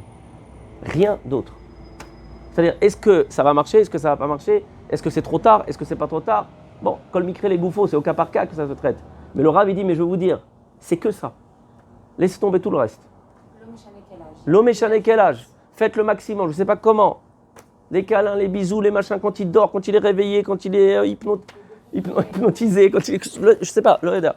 Je vais vous dire la vérité, j'avais plus prévu à cette conférence de parler de la discipline, parce que j'ai un public séfarade. Si j'avais un public ashkénaze, j'aurais plus parlé des démonstrations d'amour et d'affection. Mais Baruch Hashem, chez les Sfaradiotes, c'est plus naturel. Comme je dis souvent, si on pouvait avoir la discipline des Ashkenazim et les démonstrations d'amour et d'affection des Sfaradim, ce serait parfait. On a l'impression que c'est jamais assez. C'est jamais assez. C'est jamais assez. Chad vechalak, Même si jamais. on va pouvoir donner beaucoup d'amour et d'affection, de démonstration d'amour et d'affection. Absolument, On va vous avez toujours raison. appeler au secours, entre guillemets. Enfin, c'est ce que c'est l'impression que j'ai. Oui, c'est jamais toujours assez. les appels au secours tout le temps. Non, parce que c'est un besoin qui est atomique. Il n'y a pas moyen de calmer les appels au secours. Parce qu'on en donne. Vous faites le maximum et après c'est entre les mains de Dieu. Et vous pourrez dire après 120 ans, regarde, Ribono Shalom, j'ai fait le maximum de ce que j'ai pu. Comprenez une chose. Bon, c'est pas grave, si je vois que les questions vont dans cette direction, on va continuer dans cette direction, c'est pas un problème. Parce que c'est un cours interactif. C'est quelque chose qui est tellement profond. Les psychologues, ils définissent ça comme quelque chose d'émotionnel, d'affectif. Ils vont même parler de la séparation du ventre de la mère, qui a créé un traumatisme, qui a besoin d'être comblé. C'est comme ça qu'on expliquerait ce besoin d'amour. C'est quoi l'amour? C'est la fusion, c'est l'empathie. Tu souffres, je souffre. Tu es heureux, je suis heureux avec toi. D'accord? Certains psychologues vont expliquer, c'est à cause de la séparation. Quand l'enfant il a été extrait, c'est pas seulement la mère qui en souffre. Avec le baby blues, l'enfant pour lui c'est un traumatisme terrible, d'accord? Il faisait un avec sa mère et d'un seul coup il est séparé, donc il est toujours en demande jusqu'à la fin de sa vie. Simplement quand il est plus âgé, il est plus pudique, d'accord? Il est, surtout pour un homme, d'accord? Ma putain, moi j'ai besoin d'amour. Ma putain. Quel rapport? Peut-être les femmes, ouais, mais c'est pas vrai. Vous allez en apprendre, vous comprenez? Ça c'est l'explication qui est, si vous voulez, psychologique. Mais il y a une explication qui est encore beaucoup plus forte et spirituelle, d'après le Zohar Kadosh. Hachim et Karot, c'est carrément notre Neshama. Notre Neshama, elle baignait dans la Shrina avant d'arriver ici. Vous imaginez, c'est quoi l'amour de la Shrina? L'amour d'Akadosh Baruch Hu, il est infini. Le bien-être, elle baignait là-dedans. On lui dit, allez, désolé, sors de là maintenant, il faut y aller. Oh non, elle voit le monde en haut, elle dit, oh non. Oh. Désolé, t'as encore un tikkun à faire. Vas-y, choisis. Ah non, pas ses parents. Ah non, pas ça. Bon, alors tu veux cela? Oh non, mais il faut que tu répares. Bon, ok, bon, donne-moi cela. Et bam, elle est catapultée. Et après, toujours, elle est en demande. Elle est en attente. Ça ne sera jamais assez, vous avez raison. Donc, qu'est-ce qu'on peut faire? On te fait le maximum. En quantité et en qualité. Mais en Hachem. Bien sûr. Oui, oui, vous avez raison. C'est-à-dire, chez la maman, c'est plus naturel, on va dire, parce que, vous savez, on aime naturellement ce pourquoi on a souffert. Et ce dans quoi on a investi. C'est pas grave si papa il montre moins d'affection. C'est un manque. C'est quand même un manque. Bien sûr, même papa. Je suis plus affectueux. Bon, avec mes enfants, je suis encore plus câlin que ma femme, pour vous dire. Ça veut rien dire, hein, ça dépend des natures, ça dépend des couples, ça dépend de... Moi, je suis plus dans ma nature comme ça, quoi. Après, c'est aussi un problème de mazal. Vous savez, il y a des mazalotes qui ont du mal. Il y a des planètes qui ont du mal. Ça dépend aussi de l'heure de votre naissance. Ça se peut que vous êtes né sous Saturne. Saturne, c'est la planète la plus froide du système solaire, elle est glacée. Ça se peut, il y a des gens qui ont vraiment du mal. C'est pas forcément, comme je l'ai dit tout à l'heure, un problème de vécu. Ça peut être aussi un problème qui est intrinsèque à votre nature. Des fois, vous avez du mal. En général, si c'est le cas, mesdames, votre mari s'en plaint. Jamais un petit câlin, jamais. Laisse-moi tranquille.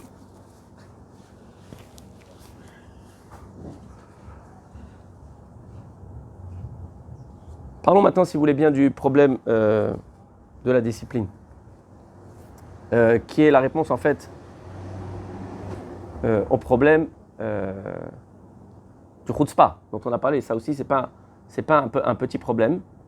Je voudrais vous lire la lettre d'un Gadol, tome 1, page 113. Le Rav a préféré rester anonyme quant à l'identité de ce Gadol en question. Il me semble bien, d'après le cours que j'avais fait avec lui, que la lettre lui était adressée à lui-même. Quand il a commencé en fait à enseigner et à s'occuper des enfants. Misé Shanim Shani Roe Echmit Pateach.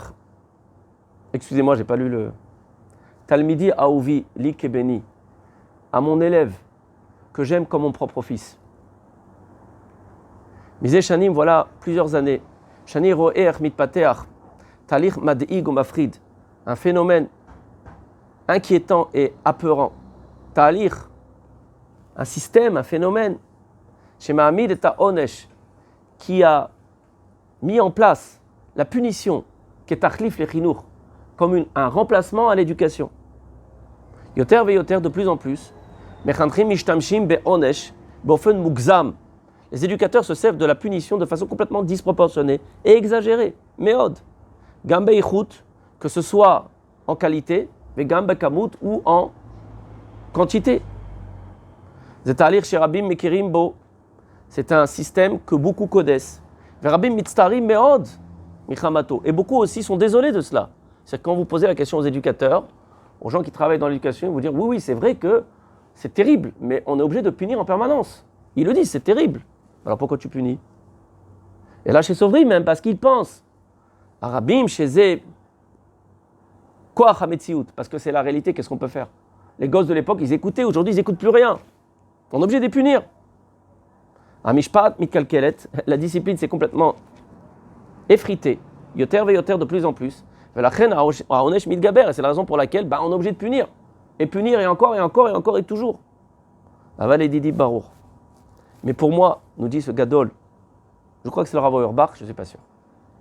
C'est clair. Be'echlet, tout à fait clair.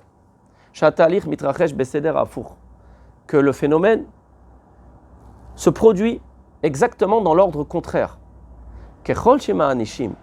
Plus on punit, car yesh pachot mishmat, et moins il y a de la discipline, contrairement à ce qu'on pourrait croire. On peut croire que la discipline, justement, c'est punir, c'est sanctionner, c'est machin, c'est pas du tout.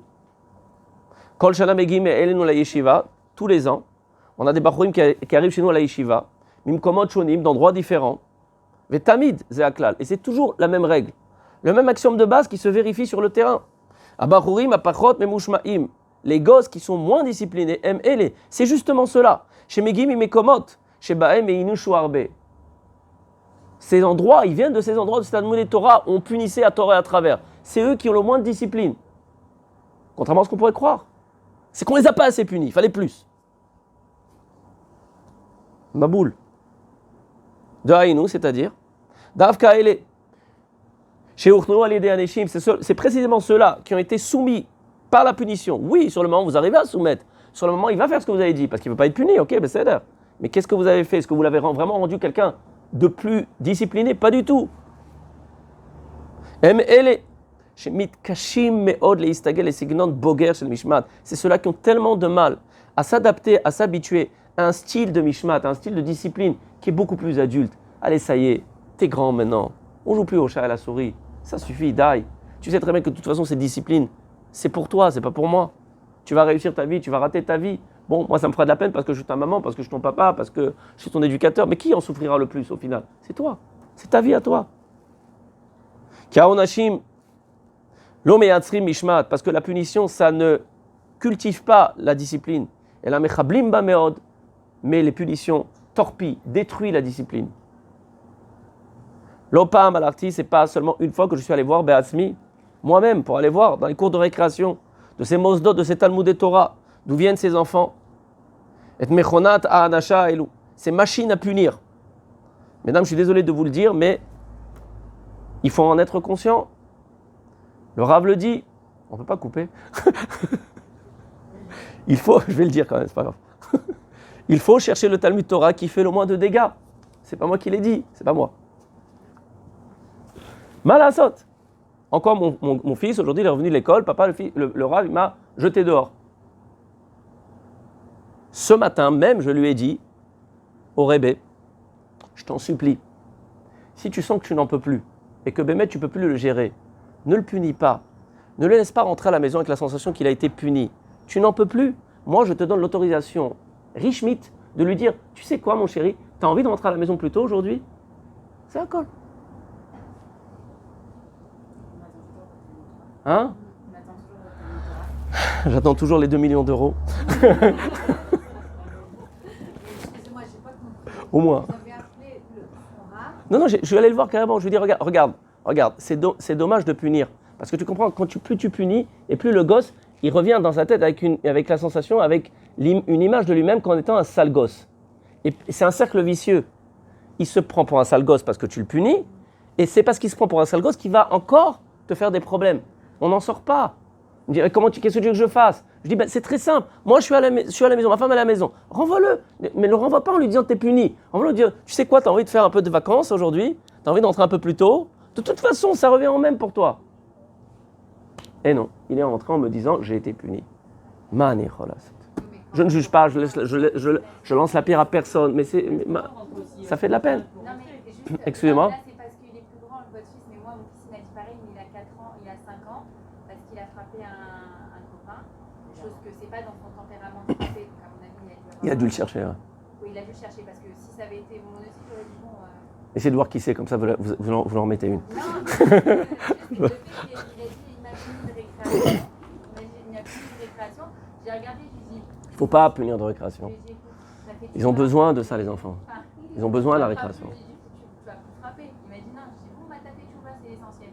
C'est pas bon de dire ça. Non, c'est bien, au contraire. Vous l'avez enlevé, cette pierre-là, ce poids, de sentir je suis un sale gosse. Demandez au Rébé, je vous en supplie, monsieur le Rébé, toujours avec beaucoup de diplomatie, si vous voulez punir, choisissez autre chose que l'empêcher de sortir en récréation. Déjà comme ça, ils sont, d'accord, ils ont des codes cibles, ils ont besoin de se dépenser.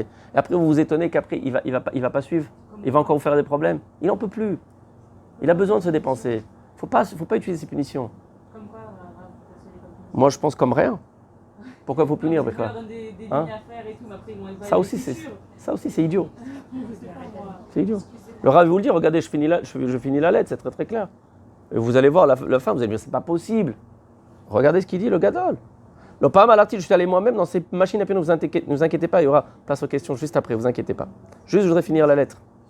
Raïti kitot shebaem aonesh ou ikar haïti achasut haishit shelaram talmidim.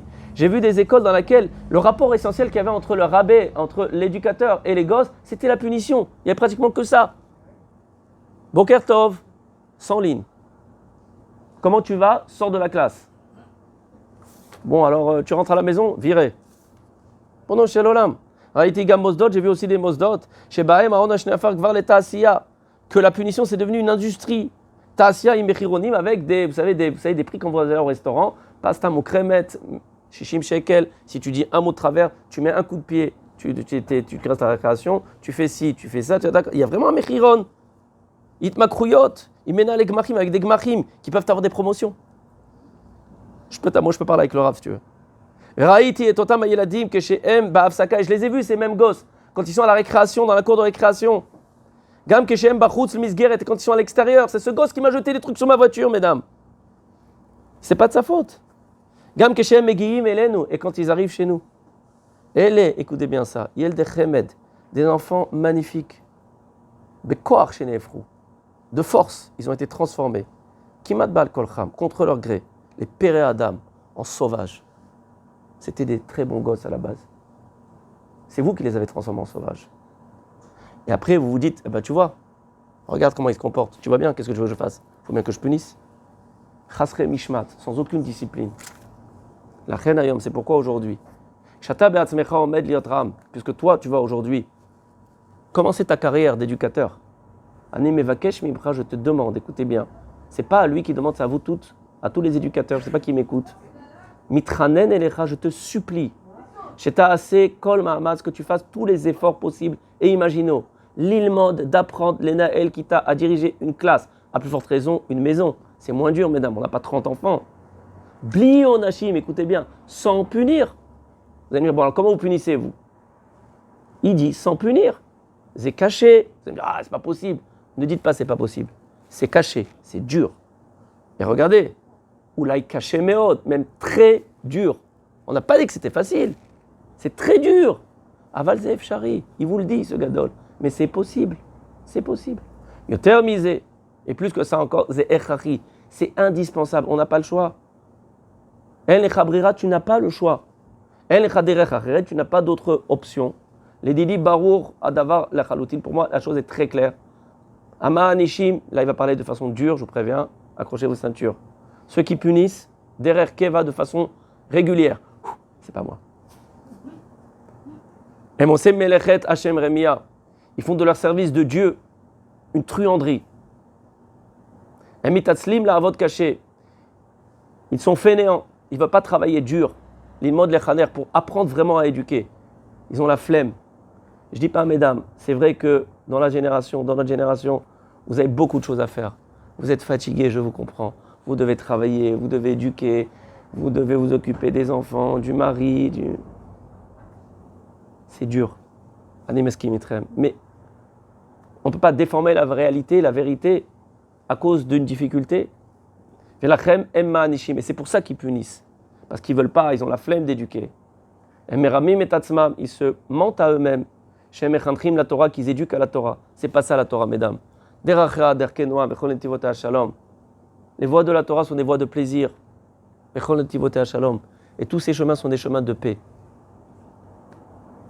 Ils éduquent au contraire de la Torah. Je sais que ces mots sont des mots qui sont durs. Mais c'est des mots de vérité. Et je te les écris, ces mots. Avec un cœur qui a mal. Et qui est très inquiet pour la génération future. Oui, madame. La menace par rapport à la punition. Désolé. Je suis désolé. Mais alors, qu'est-ce que vous nous laissez? On ne peut pas punir, on ne peut pas menacer, on veut. Il y a d'autres témoignages, d'accord, il y a des témoignages, je peux vous les lire, sur la menace, d'accord, il a fait tout un paragraphe sur la menace. Il a fait tout un paragraphe là-dessus. Les gosses, je vais vous dire le problème. Les gosses, au bout d'un moment, ils rigolent.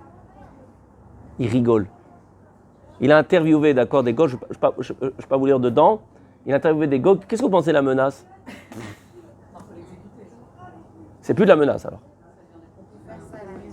Mais attention, ne mettez pas trop de temps entre la prévention et l'exécution, parce qu'on appelle ça le inuyadin dans la Gemara. C'est-à-dire que le fait de ne pas savoir qu'est-ce qui va m'arriver, c'est terrible.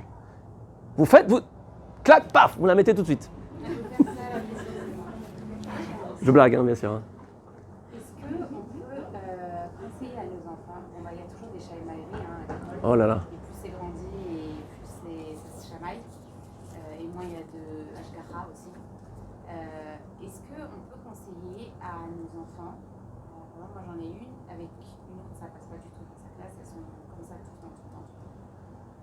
Selon mon point de vue, j'ai l'impression que c'est l'autre qui fait le plus à ma fille, mais bon, après, on ne sait pas. On a toujours cette impression. On sait pas C'est normal.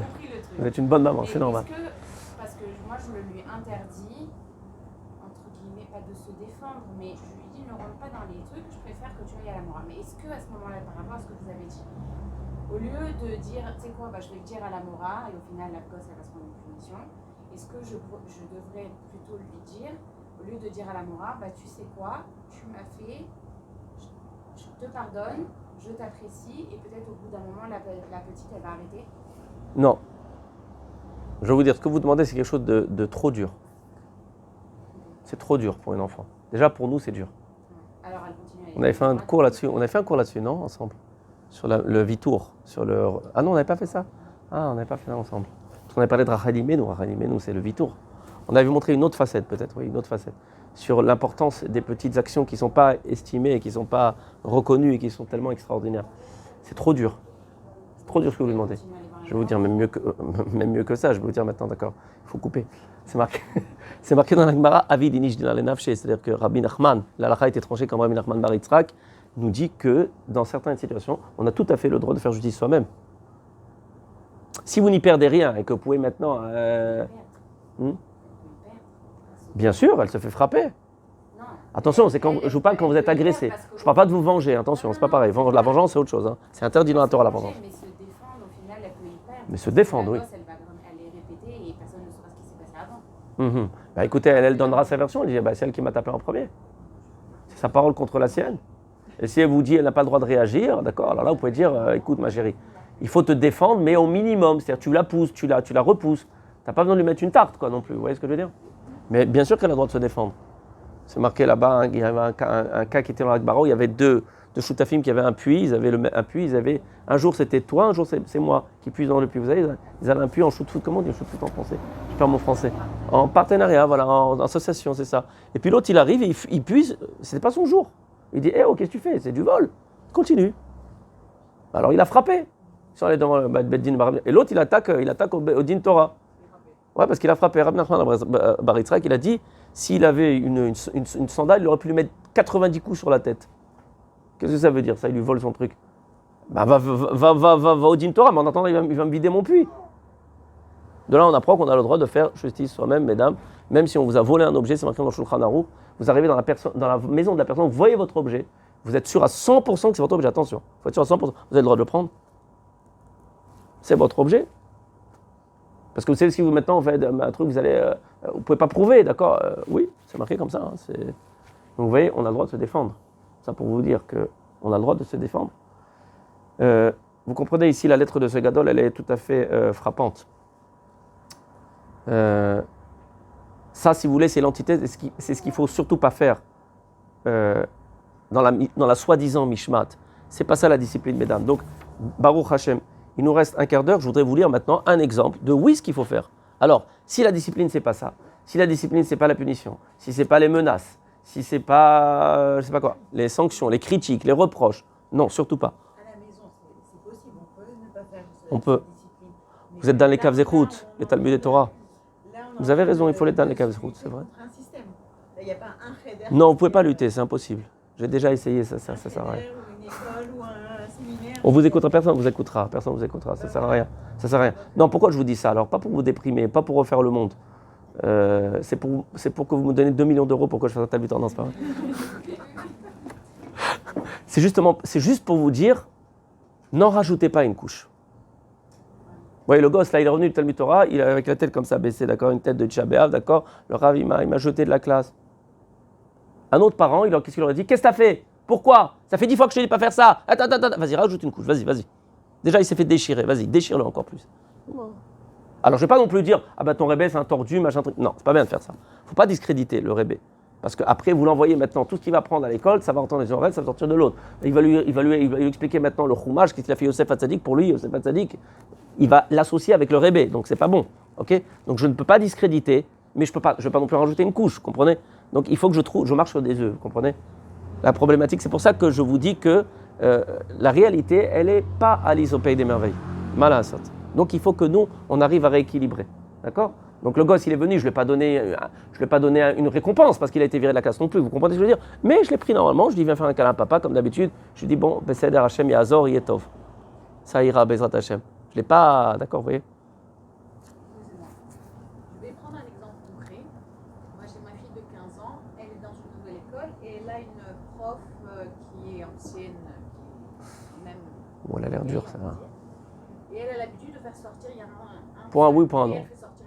Pour n'importe quoi, dehors. Pour n'importe quoi. Donc, Ah, ya Rabbi, comme disent les Tunisiens. Va dans son sens, c'est pas grave, demande pardon évidemment, je n'ai rien fait.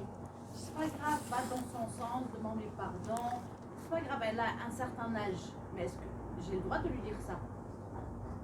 Déjà, elle se- Regardez, je vais vous dire. et comme ça, Vous pouvez lui dire, je vais pas aller vous pouvez lui mettre dire, en question toute sa- vous n'y arrivez pas, de toute façon, ça ne sert à rien.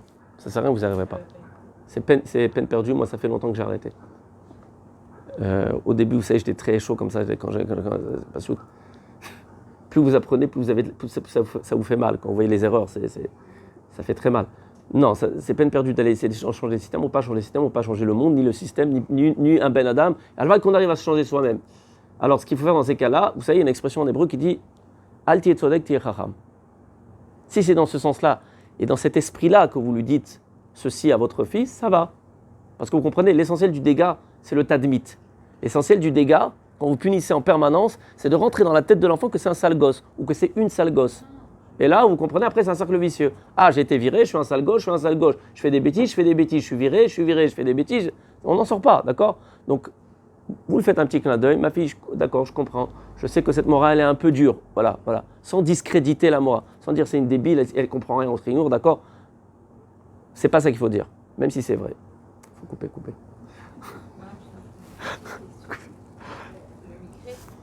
Je vais me faire agresser.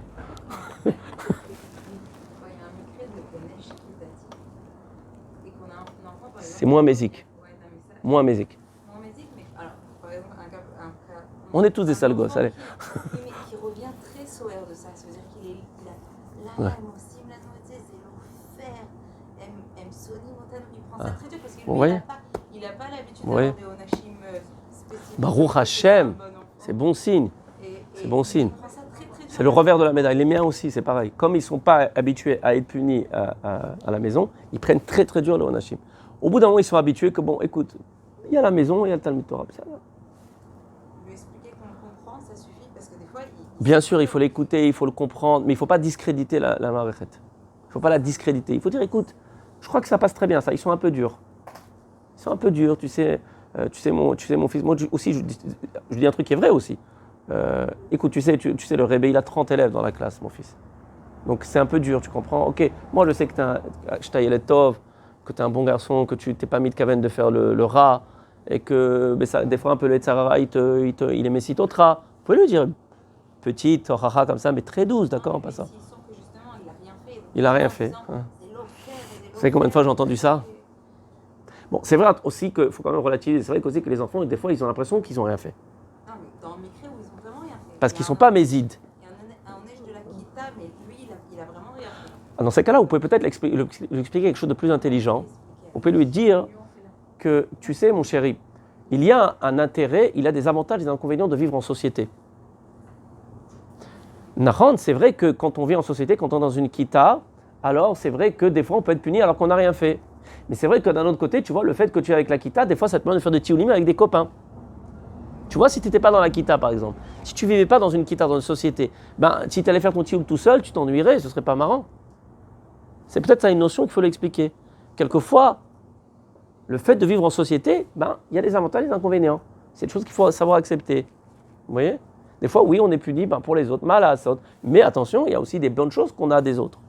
Donc, vous voyez? C'est quelque chose qui est éducatif comme ça, qui est un message intéressant. J'ai vu des doigts levés. Ça me stresse. Vous avez parlé de ne pas punir les pédales. Le moins possible, le moins possible. Mais est-ce qu'il y a des enfants qu'on a beau leur parler? Moi j'ai un enfant par exemple, ça peut être aussi bien des bêtises à la maison qu'aller voler chez sa soeur de l'argent parce qu'il a envie d'aller acheter des trucs et qu'il ne dit pas. Moi mon mari il ne punit pas, à chaque fois il lui parle, Donnez-lui de l'amour. mais ça revient. Embrassez-le, embrassez-le, machin. Pourquoi il veut voler? Pourquoi il veut acheter? Pourquoi les bonbons? C'est ce qu'on a dit. Peu importe que ce soit Internet, que ce soit machin, que ce soit les copains ou les bonbons autres d'abord. C'est des trucs, c'est connu. C'est les carences affectives. Prenez-le, câlin, machin, truc. Dites à votre mari aussi. Mon fils, comme on t'aime, comme machin, truc. Vous allez voir, il va se calmer. Bien, maintenant, bien évidemment, en parallèle, on a dit qu'il ne fallait pas punir, mais on a un rôle d'éducateur. On ne peut pas non plus dire à l'enfant, bravo, t'as volé, c'est super. Non, il faut le dire, mon fils, bon, c'est pas bien de voler. Toi, tu aurais aimé qu'on te prenne comme ça? J'ai dit la prochaine fois tu ne recevras pas ton argent du picador par exemple, tu rendras à ta soeur. Et la vérité j'ai oublié. Et aujourd'hui, C'est pas plus mal. de lui-même il est venu, il m'a dit maman. Quand la cavote. Alors vous voyez, maintenant est arrivé le moment de l'éduquer. C'est pas les paroles qui éduquent. C'est la valorisation. Souvenez-vous, c'est ce qu'on a dit au début. C'est le plaisir. Regardez, là vous avez une occasion de réveiller chez lui un immense plaisir. Mon fils, kol hakavod, maman l'avait oublié. Eze chamoud ata, eze matok ata, eze yachar ata. Quoique bon, les adjectifs, c'est pas terrible. Eze yosher, dites-lui. Eze yosher. Quelle droiture, on expliquera ultérieurement, il Hashem, pourquoi les adjectifs, c'est pas terrible. Parce que quand vous employez un adjectif, c'est mechayev. C'est-à-dire que l'enfant, il peut très bien repousser vos encouragements, vos valorisations, parce que maintenant, vous lui avez collé une étiquette de Baal Chesed. En d'autres termes, pigeon. Vous avez compris? Donc il dit non, je ne suis pas Baal Chesed, laisse-moi tranquille. D'accord? Anilo Baal Chesed, Anilo. Vous me laissez tranquille. Ok, Atkan. Vous avez compris, prenez les adjectifs. Zerbaïa. Maintenant, si c'est des adjectifs qui sont employés plutôt en démonstration d'amour et d'affection, matok sheli, aouf sheli, ça va, vous voyez ce que je veux dire? Et quelquefois, la valorisation, elle est accompagnée d'amour et d'affection, dans ces cas-là, ça va. Ezeya sharata chamouchi, là c'est plutôt de l'affection. C'est pas Ezeya sharata, attention, maintenant tu as une étiquette de yachar. Donc la prochaine fois que tu fais l'idiot, tu as perdu ton titre de yachar. Rétroactivement, ça veut dire que toute la valorisation que tu as reçue, c'était zéro. C'était mekartaout, c'était une erreur, on s'était trompé en fait. On avait cru sur toi que, mais en fait, non, pas du tout, tu es resté le même. Vous comprenez, ça fait mal, ça. C'est coev. Mais quand vous valorisez l'action ponctuellement, ça, personne ne pourra jamais lui prendre. Là, ce que tu as fait, c'est un mas, c'est yosher. Je suis fier de toi, c'est merveilleux ce que tu as fait, mon chéri. Viens dans les bras de maman. Et viens dans les bras de maman, même quand tu ne fais pas un mas, c'est yosher. Les démonstrations d'amour et d'affection, mesdames, doivent être inconditionnelles. Inconditionnelles. Comme Akadosh Baruch Hu, il nous aime. Il pose des conditions à Hachem à nous aimer. Non. Ben kar ou ben kar, ben banaim. La halakha est tranchée comme Rabbi Meir. Comme ci ou comme ça, ce sont mes enfants et je les aime. Qu'ils fassent la volonté d'Hachem, qu'ils ne fassent pas la volonté d'Hachem. C'est mes enfants, je les aime.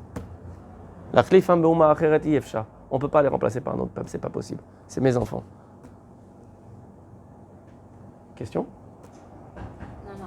Ne croyez pas que je vois pas, je vois. Hein, quand, Non, parce que vous disiez sur le moment, c'est là qu'il faut relever. Je dis, ouais, à ce moment-là, on peut dire tzadik au lieu d'être tzadik chéri. Parce que depuis que vous nous aviez dit. Ouais, alors, vous avez la peur, vous avez l'antise de l'air de. C'est problématique, c'est problématique. Chéri maintenant. Chéli, voilà, pour machin. Ouais. Ça dit que chéli plutôt dans le sens affection. Relever un peu le truc parce que bon, c'est bon, ils l'ont entendu. C'est mieux l'action, de relever l'action. Ezema, c'est gvura. Ezema, c'est chesed. Ils parlent tous hébreu, vos enfants? J'ai l'habitude de le dire en hébreu, moi, parce que mes enfants, ils ne parlent pas un mot de français. Donc les expressions, je les ai en hébreu, pas tellement en français. Bon, vous voyez à peu près la traduction.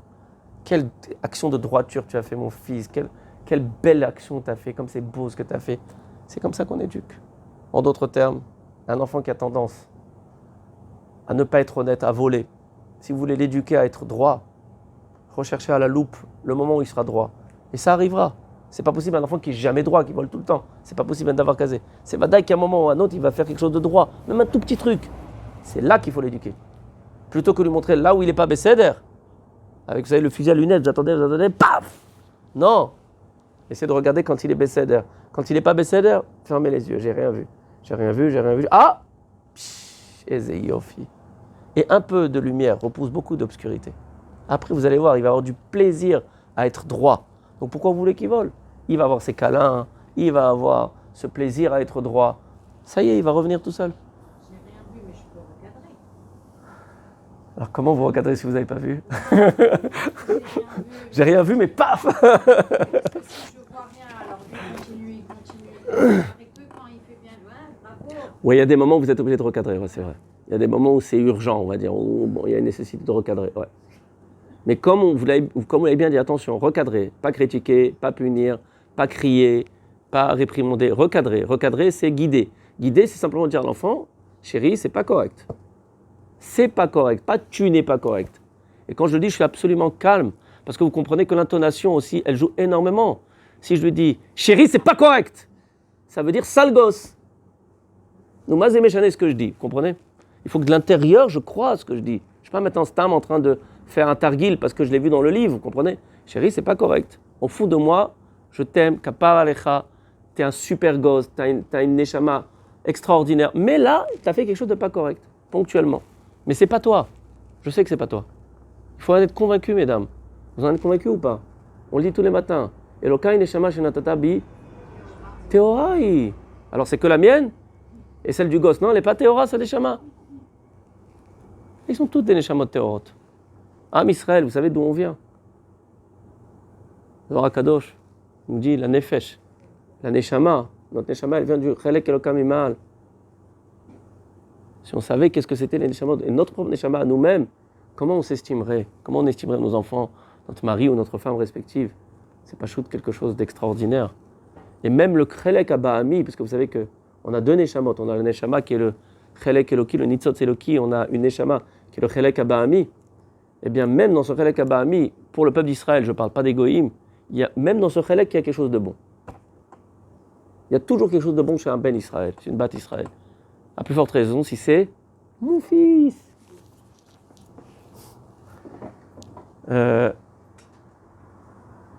Bon, on va pas vraiment avoir le temps de lire un deuxième témoignage pour savoir qu'est-ce qu'il oui, il faut faire, mais je pense que vous l'avez déjà plus ou moins compris. La discipline consistera en fait à guider l'enfant, parce que le témoignage il est un peu long, à le guider. C'est ça la discipline. C'est lui dire, c'est comme ça qu'il faut faire. Ce que tu fais maintenant, ce n'est pas correct. Sans rapport de force, sans colère, sans jugement, sans bouillonnement intérieur. Et quelquefois, mesdames, ça demande à régler des problèmes personnels. Ça, en fait, il faut être complètement stable pour. Absolument, vous avez bien compris. Si des fois il y a des mamans qui vous disent « Je supporte pas le mensonge ». Pourquoi ? Makara. Je sais pas, je supporte pas. Il y a un problème, madame. Il y a une menorah. Alors je ne sais pas dit que c'était bien de mentir, d'accord ? Mais pourquoi vous ne supportez pas ? C'est marqué dans Chazal, quand la possède les travailleurs, bémoumon possède. Tout celui maintenant qui condamne son prochain, c'est son propre défaut qui condamne. Ah non, c'est pas vrai, moi je ne mens jamais. Mais est-ce que tu es bien en accord avec toi-même ? Est-ce que cette mida que tu as de ne mentir jamais, tu l'as bien intériorisée ? Ou alors peut-être que toi-même tu es en réaction ? Peut-être que toi-même tu as été tellement puni dans ton jeune âge parce que tu avais menti, que maintenant tu ne mens plus, c'est vrai. Mais tu n'es pas en accord avec toi-même, tu ne l'as pas fait de façon équilibrée. Tu n'es pas équilibré. Donc, dès que tu le vois chez ton enfant, vous remarquez que ce qui nous énerve le plus, c'est ce qui nous ressemble le plus. Vous n'avez pas remarqué ? Des fois, on ne remarque pas. Enfin, j'ai un couple qui est venu me voir, d'accord, pour un enfant, ils étaient sur le point de faire de l'hypnose. Je dis, calmez-vous. Bémet, il voulait faire de l'hypnose. Mon mari, il a dit, non, on fait de l'hypnose, j'en peux plus, on fait de l'hypnose. Je dis, je vous en supplie, venez me voir, je vous fais un prix. C'est moins cher que l'hypnose. Ils sont venus me voir, machin, un truc, machin, et je vois le mari, et machin, il est comme ça, et papa, et quelle est tolérance, machin, un truc. Au bout d'un moment, je dis, dites-moi, il vous ressemble pas un peu ? En même temps, la femme, elle répond, ouais, et lui, il répond, non. Ils ne sont pas revenus me voir. C'était le mari qui payait, donc c'est ce que vous voulez. Voilà, ça. J'ai fait ce que j'ai pu. Hein. J'ai essayé de le dire gentiment, vous voyez. Mais bon, voilà. Malassat. Voilà, mesdames, vous avez encore des questions ? On peut poser des questions si vous voulez. Qui est 40, théoriquement, je pense que oui, on a fini. Ouais, ça fait du bien. Ça rafraîchit. Il y a 6 ans, pour la première fois où je vous ai vu, c'est Laurie qui m'avait motivé à venir à votre cours. Ah. Qui se passait chez Julia. Vous avez bien fait d'écouter, hein ? Non, il y a 6 ans, ça ne me parlait pas du tout. Mais du tout, c'est-à-dire que je vous regardais, je dis mais. De quoi il parle ? Pourquoi faire un cours sur ça ? Enfin, je ne comprenais pas. Ouais. Et bah, au Prachem, maintenant. Là, vous avez compris, là. Hein. Bien, il arabe, parce que maintenant, vous avez des enfants. Hein. Elle était petite, voilà, c'est ça. Donc voilà pour vous, mesdemoiselles, mieux vaut prévenir que guérir. J'espère que vous avez pu enregistrer, même si les choses sont moins mouchachiotes, quand vous n'avez pas vraiment le phénomène en face de vous. On se retrouve dans 2 semaines, si Dieu veut. Oui, bien sûr, Refouach Lema, il faut rappeler. Ah oui, j'ai oublié de dire Leilou Nishma. Leilou Nishma, vous savez que c'est la askar de ma grand-mère ce soir. Une tzadeket, une femme, vous savez, comme les femmes de l'époque, qui parlait avec Hachem. Il y a Rabbi directement comme ça dans la rue, elle lui parlait. Elle dit, moi j'ai pas besoin de prier, je parle toujours à Hachem.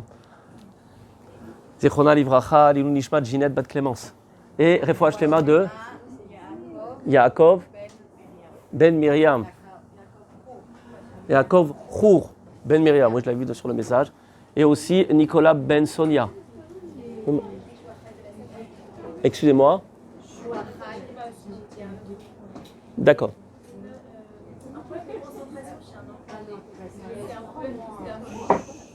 Un problème de concentration. Alors n'arrivez pas tout de suite à la... Non, ça n'a rien à voir avec la discipline. Et n'arrivez pas tout de suite à la conclusion qu'il faut lui donner de la rétaline. Please. De la même façon que si on ne donne pas la rétaline qu'il faut en donner, c'est un pécha, nous dit le Rav. Mais si je donne alors qu'il ne fallait pas en donner, c'est aussi un pécha. C'est comme il a besoin de lunettes ou il n'a pas besoin de lunettes. Si je donne des lunettes à quelqu'un qui n'a pas besoin de lunettes, vous lui abîmez ses yeux. Mais si Bémet il a besoin, alors il faut lui donner. Il faut aller voir quelqu'un qui donne un bon diagnostic. Il faut vous inquiéter de savoir si sur la pyramide de Maslow, tous ces besoins sont bien. Rappelez-moi de parler de la pyramide de Maslow la prochaine fois. Rappelez-moi de parler de la pyramide de Maslow. Maslow, Abraham Maslow. Rappelez-moi, parce que je peux. Bezrat Hashem. On en parlera et on va voir. Et vous allez voir que si ça se trouve, il faut simplement que l'alimentation elle soit moins de sucre, avec moins de sucre, ou alors qu'il dorme mieux, ou alors que peut-être qu'il a un